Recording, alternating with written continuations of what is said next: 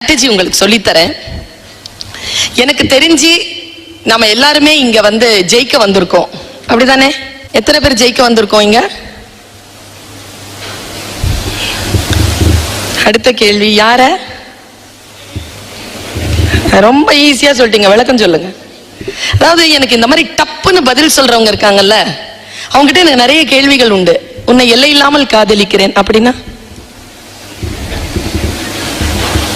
தெரியாதுங்க. நீ இல்லைன்னா நான் என்ன உயிரையே விட்டுருவேன் அப்படின்னா ஐ டோன்ட் நோ.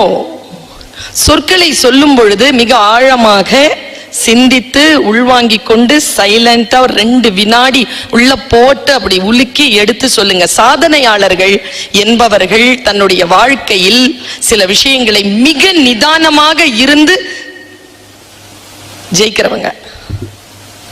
நான் ஒரு சின்ன